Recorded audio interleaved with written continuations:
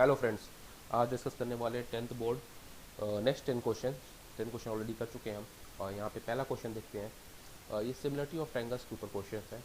यहाँ पे दो ट्रायंगल है, आप देख सकते हैं L M N and A B C. Okay, and आप एंगल एम कितना है 130, एन कितना है 28। तो आप इसको सम करो कितना हो जाएगा 158। तो एंगल एल कितना होगा, ये 180 माइनस 158 कितना हो गया 22 डिग्री।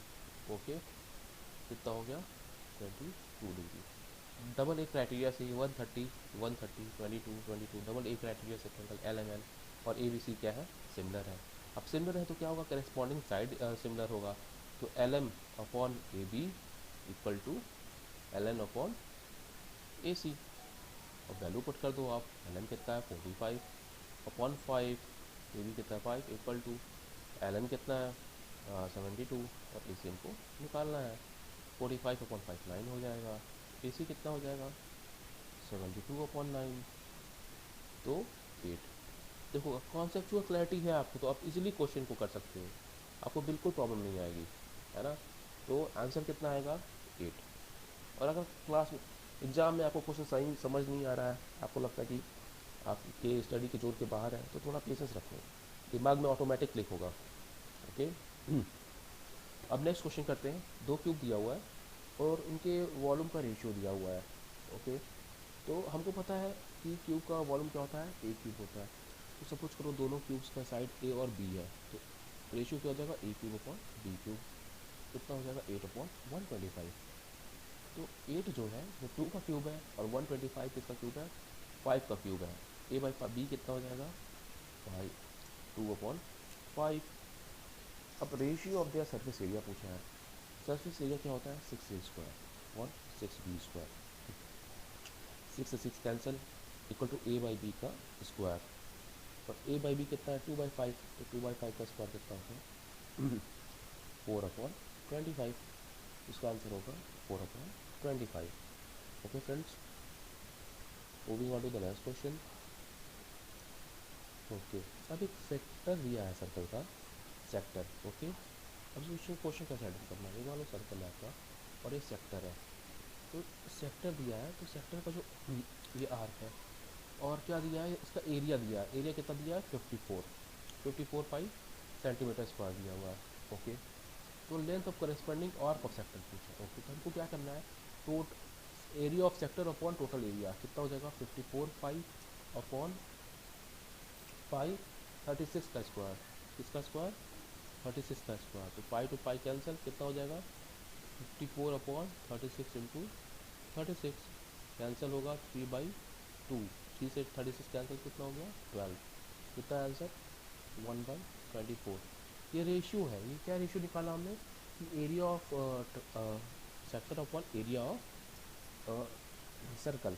और यही सेम रेशियो होगा इसका सेक्टर के लेंथ का और सर्कमफ्रेंस का। तो 1/24 is equal to length of sector x पकड़ लेते हैं अपॉन लेंथ ऑफ सर्कमफ्रेंस कितना होगा 2πr। तो एक्स कितना हो जाएगा 2πr अपॉन 24। ओके, तो 2/24 12। तो एस कितना हो जाएगा पाई आर अपॉन 12 और वैल्यू पुट करो, पाई इंटू 36 अपॉन 12 कितना हो गया 3π। तो हमने एरिया का रेशियो निकाला और उस एरिया के रेशियो पे हमने सेक्टर के लेंथ का रेशियो निकाल लिया और इससे इजीली क्वेश्चन सॉल्व हो गया। आंसर है 3π। और नेक्स्ट क्वेश्चन है, एक डाइस को थ्रोज करते हैं तो प्रोबेबिलिटी क्या होगा कि वो फैक्टर ना हो, factor which is not a factor of 36। तो अगर आप एक डाइस को थ्रो करते हो तो क्या क्या प्रोबेबिलिटी है 1 2 3 4 5 का 6। तो इसमें 1 फैक्टर होगा 36 का, 2 भी फैक्टर होगा 36 का, 3 एंड 4 दोनों फैक्टर होंगे 36 के, 6 भी फैक्टर होगा 36 का, बस 5 फैक्टर नहीं होगा। तो प्रोबेबिलिटी क्या हो जाएगा 5 कितना है 1 नंबर अपॉन टोटल नंबर कितने हैं 6। देखो 5 बस इसमें फैक्टर नहीं होगा 36 का, बाकी सब फैक्टर्स हैं तो वो सब नहीं आएंगे, बस 5 आएगा जो एक नंबर है अपॉन टोटल नंबर्स कितने हैं 6। तो प्रोबेबिलिटी कितना हो गया 1/6। ओके, नेक्स्ट क्वेश्चन पे आते हैं। ये 7 नंबर्स दिए हैं और इनका मीन दिया हुआ है 7, तो मीन का सिंपल सा फॉर्मूला, सारे नंबर्स को आप सम कर दो, तो क्या हो जाएगा, कर दो सम, 2 + 9 plus x plus 6 plus 2 x plus 3 कितना हो जाएगा, 3x प्लस 9 प्लस 5 + 10 15 हो गया, प्लस 5/7, टोटल नंबर कितने हैं 7 इक्वल टू 7। सम करो 9 × 11 9 20 और ये 20 40 plus 3x on 7 equal to 7। यहाँ से आप इसको सॉल्व कर सकते हो, 40 + 3x इक्वल टू 49, तो 3x कितना हो गया, 49 - 40 इक्वल टू 9, x कितना हो गया 3, x कितना हो गया 3। ओके, नेक्स्ट क्वेश्चन पे आते हैं।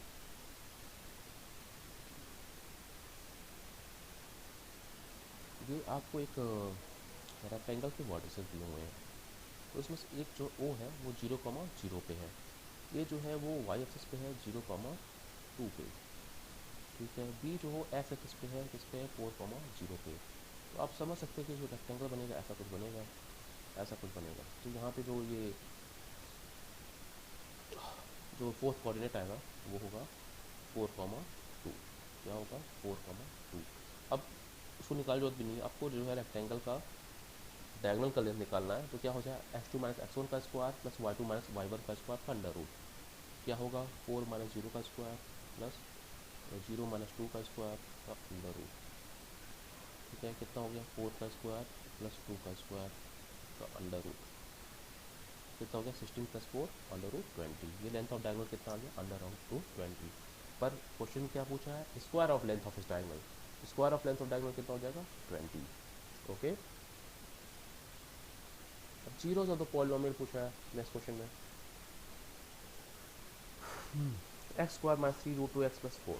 ओके, हमें क्या करना है, सिंपल सी वैल्यू पुट करते हैं। तो पहले आप 2 पुट करो, देखते हैं ए और डी आता है कि नहीं आता। 2 वैल्यू पुट करते हैं, 2 पुट करो तो 2 का square minus 3√2 into 2 + 4 equal to 4 minus 8 6√2 + 4 equal to 8 - 6√2, जो कि एक इरेशनल नंबर है। तो 2 इसमें ऑप्शन 2 इसका रूट नहीं होगा, तो option A option D eliminate हो गया।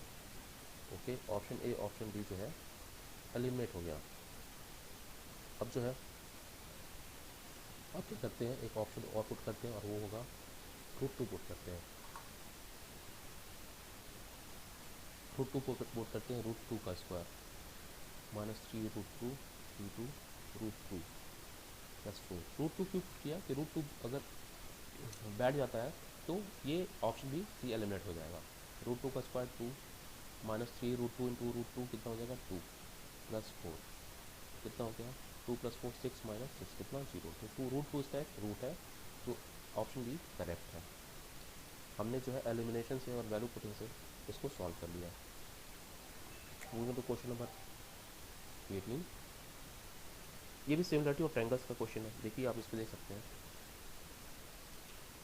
कि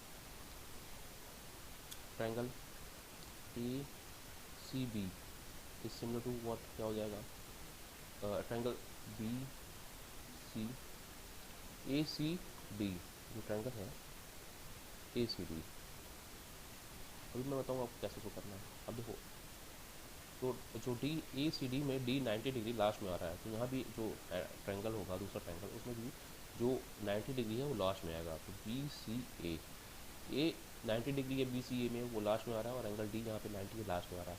एंगल सी दोनों में सिमिलर है, बस इतना आपको सोचना था। आगे क्वेश्चन सॉल्व हो गया।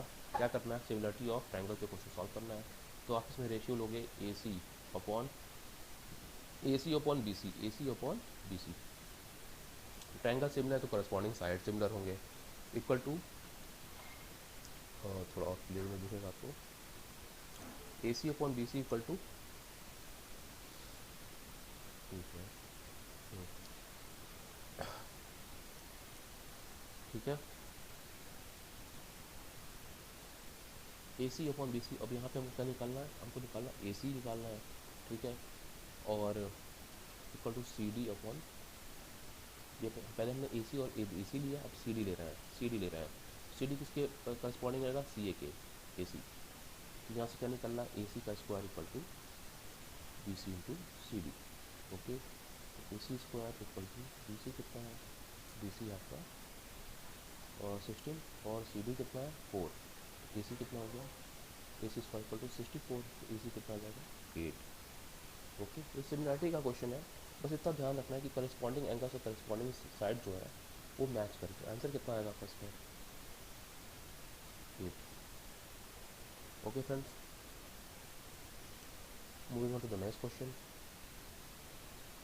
ऐसे सब रीजन क्वेश्चन है।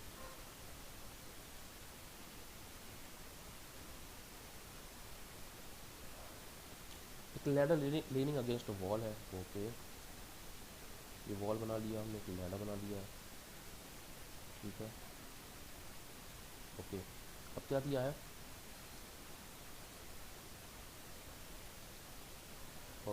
Distance of 6 metre from the wall. Ladder जो है 6 metre distance from the wall है, और height of the wall by the ladder is 8 metre, ये 8 है। तो पाइथागोरस लग जाएगा, ये कितना हो जाएगा, √6 का स्क्वायर प्लस 8 का स्क्वायर, कितना हो जाएगा, और √36 प्लस 64 बट √100 कितना आ जाएगा, ये 10 आ जाएगा, कितना आ जाएगा 10। तो second statement, ladder makes an angle of 60 degree with the ground, जो नहीं सही है। क्यों नहीं सही है, तो tan 60 कितना होता है √3, और यहाँ पे tan से आप लगाओगे तो कितना आएगा 8/6, कितना आ जाएगा 4/3। तो दोनों वैल्यू सिमिलर नहीं है, याद रखो। आप यहाँ पे tan थीटा लगाओगे तो 8/6 आएगा, जो इसकी वैल्यू है 4/3, और वो √3 के बराबर नहीं है। तो रीजन आर गलत हो गया, रीजन आर गलत हो गया। और एसेशन में लिखा है length of the ladder is 10 metre, that is okay. इसमें ऑप्शन ए सही है, एसेशन सही है और रीजन गलत है। इसमें आंसर क्या हो जाएगा आपका सी। ओके, बेसिक क्वेश्चन था ये। मूव करते लास्ट क्वेश्चन पे। तो दिया इसमें रीजन पढ़ते हैं पहले कि parallelogram subscribing a circle is a rhombus, ये प्रॉपर्टी और ये सही है, तो रीजन इसमें सही है। और पहला statement, two tangents are drawn to a circle from an external point then they subtend equal angles at the centre of the circle, ये भी सही है। आपका जो टेंजेंट है वो इक्वल एंगल्स सबटेंड करेगा, एक पॉइंट से बना हुआ है तो सर्कल सेंटर पे सर्कल के, दोनों सही है। पर ये इसको एक्सप्लेन नहीं कर रहा है, तो इसका रीज़न क्या हो जाएगा कि assertion and reason both are true but it is not explaining that, so the reason is going to be, answer is going to be B. तो आज के लिए बस इतना ही दोस्त, आगे जो है आगे क्वेश्चन हम डिस्कस करेंगे। Thank you so much.